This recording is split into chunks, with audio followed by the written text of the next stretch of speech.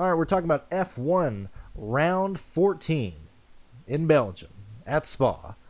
This is a race to where I'm telling you, I hate slates like this, at least content creation wise, because man, it leans a lot to me sound like just play a lot of line and cover bases, but that's really what it is. The reason it is because first off, we have Verstappen and Leclerc suffering grid penalties. We also have their direct teammates starting first and second in this race.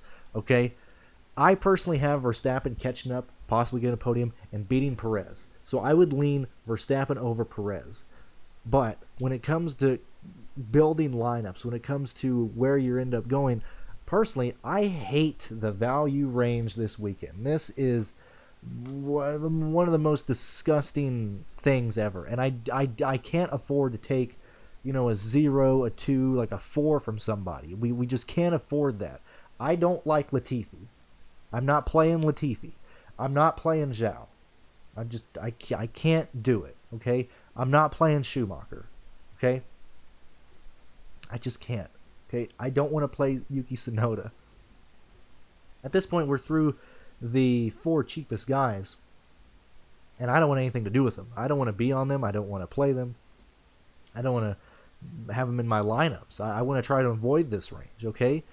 And so it leans to me looking at that this race can have 4 viable captains that can easily work depending on what happens in the race.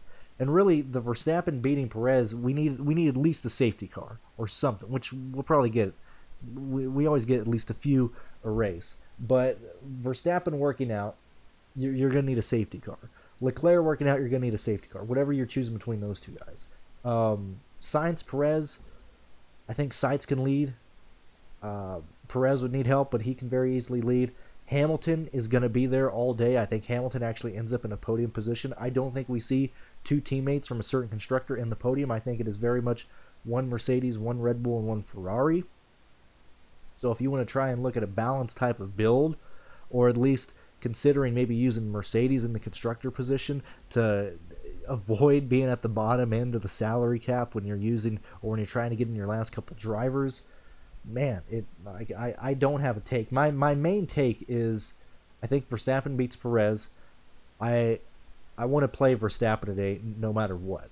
In the driver, in the captain, I'm going to have 100% of Verstappen no matter what. That is the hill I'm dying on.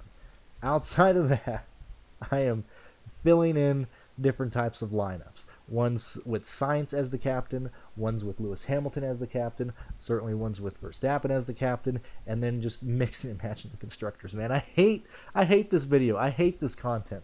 But I have no clue how this race goes because Albon he's going to beat his teammate, but he might end up with like 0 points due to the fact that he's going to fall through the field like a sack of potatoes. Like I have Alexander Albon for 0 points, maybe 2. If he finishes the race, I have his teammate Latifi for -3. Okay, so we're not using any of those guys. I don't want to play Ricardo. I don't want to play Perez Gasly. I've already told you I'm not using Tsunoda, Latifi, Zhao, Schumacher. Like, this might be a race to where the optimal line, or at least a good scoring line, is a very balanced type of line where I think you're sacrificing that. You're not sacrificing, but you're not paying up at the captain position. I know that's rough. I know that's rough to do, but I think that's where we're at. And if you're not, in my opinion, if you're not playing Red Bull as a constructor, I think you should very much play Mercedes. I think Mercedes has a chance of sneaking in top. Like, this just seems like a race. When we look at the optimal lines, that we just have a mismatch of stuff in your line. Like, we might even be in a situation where the captain doesn't even correlate with the constructor. It's just the constructor fits in there because you had to fit everybody else in there. Like, I wouldn't be shocked if we have like Verstappen as the captain and then like Mercedes as a constructor or something stupid like that. Like, especially if Sainz leads or whatever, falls through the field, Perez leads, falls through the field. Like, we don't have just one guy running away with the race due to either a pit strategy or whatever happens. Like, man, this is a rough slate to to talk about outside of kind of building lines and covering your own positions and covering all the roads and stuff. I don't know. That's where I'm at. I think this is the toughest slate this year. Constructing, projecting for, man, this is rough.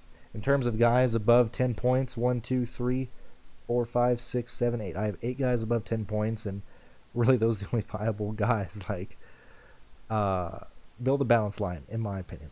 I think that's what I'm going to lean towards. As I said, I want to be 100% on Verstappen. I think he beats Perez and edges him out for the head-to-head. I think that's the hill I'm going to die on, and then just try and fill in the rest of the lineups from there. I don't know. Hopefully this helps you out. If not, I'm sorry.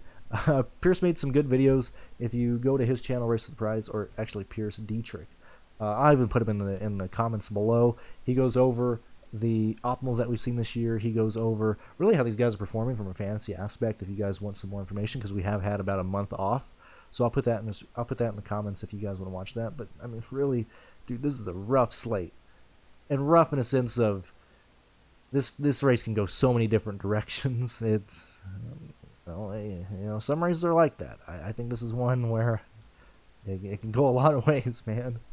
It can go a lot of ways. So thank you guys for listening. Hopefully this helps you. Check out the videos in the comments. Like I said, I think those will help you out.